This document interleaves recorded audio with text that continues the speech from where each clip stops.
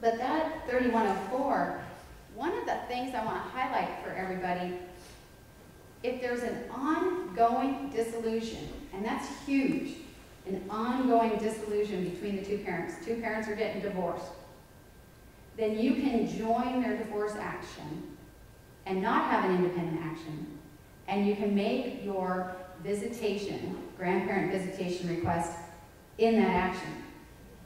A lot of people get this messed up. A lot of my colleagues get this messed up. What ends up happening is they got divorced 4 years ago. Well, I think I'll just join that action and I'll get my grandparent visitation. I had, unfortunately, a grandmother that came in to me, and on the day of her hearing, I had to explain to her that prior counsel had joined a divorce action that was no longer ongoing. That's not the proper way to take a grandparent visitation request. If that divorce isn't active and before their judgment of divorce, you have to bring your own independent filing for a grandparent visitation. Your own petition, your own summons. And when you do that, you have to make sure that you have all the qualifications of 31-4 to go in and do that. Now, I don't want to sit and read all of it here, but there is a big part that says, hey, if both parents agree that you shouldn't be in it, you're not going to get in. You can't even file a petition. So the parents have to be living apart, separated, whatever.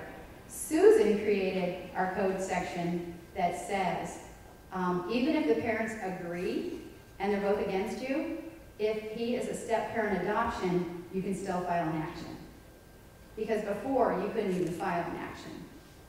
But anyway, the court has to find that there is a pre-existing relationship between the grandparents and the grandchild that has engendered a bond such that visitation is in the best interest of the child.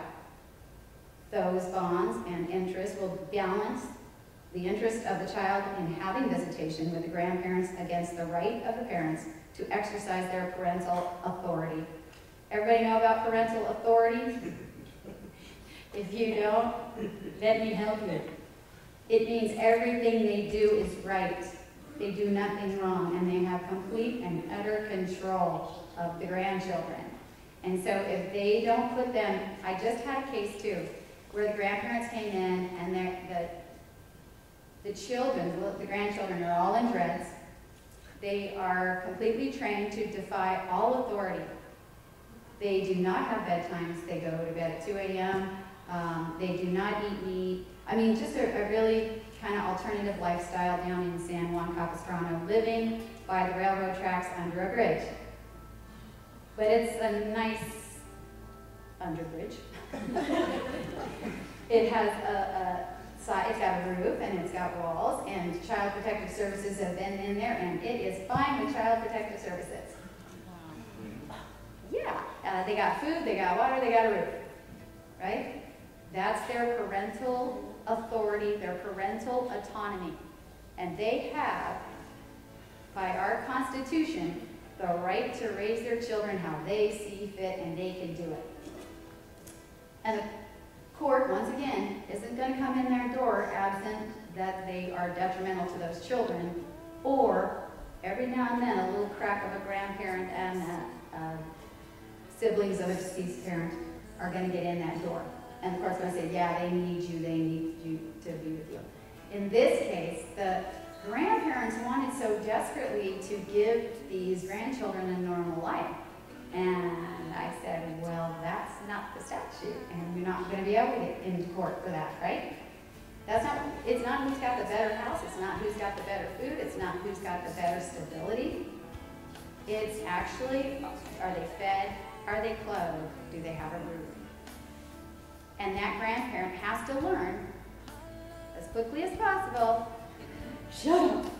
Okay, just shut up and be there to love them. Be there to offer the for that she talked about. Be there constantly for the net, as the net. Because when and if it crashes, you need to be there for them. Be there to love them no matter what. Drop stuff at their house that you know they need. Do all of your grandparent, volunteer at their school. do all those things. There's a lot of alternatives before litigation. Because once I do go to litigate, I won't go unless I have every possible element that I need to prove your case up. Because otherwise, I'm blowing their college fund. Because you know the people under the railroad tracks, they're not going to put them in college.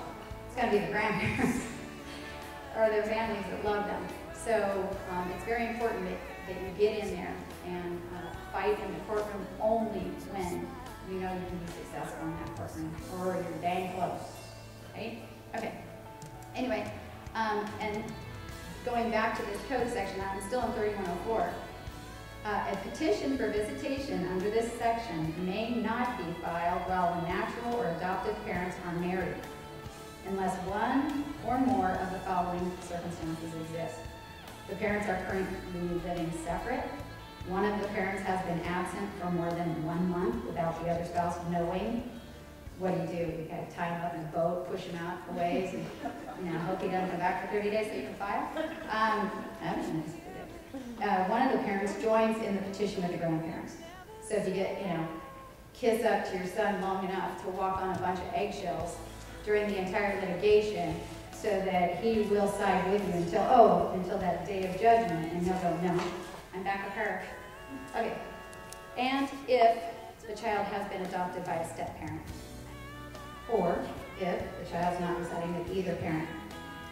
So that's what I'm talking, when I talk about the front door of coming into the parent's house, that's what I'm talking about, is how thin or how wide it can be, right? Those code sections tell you that. And I know we talked about this briefly, I'll just throw it out there. 3100 has a section that says any interested person can apply for visitation. It's really not that simple. It has to be an ongoing dissolution act. It also has to be somewhere where the courts will let you in. We have had a section of 3104, which is the standard grandparent section, your child didn't die. And we have had siblings trying to join that request. So we had grandma and grandpa, and they wanted to visit the baby, and then we had both of our sisters wanted to visit. Both sisters were stricken from the petition. We put them through under the 3100. Because any person can do that. Yeah, statutes lie. And case law interprets those statutes, so it all gets very fact-intensive. Anyway, that is an overview of the law, not done in such a clean way, but hopefully with some stories that help you think about what you're doing and how you're doing it, and the alternate things that you can do to fatten up that college fund.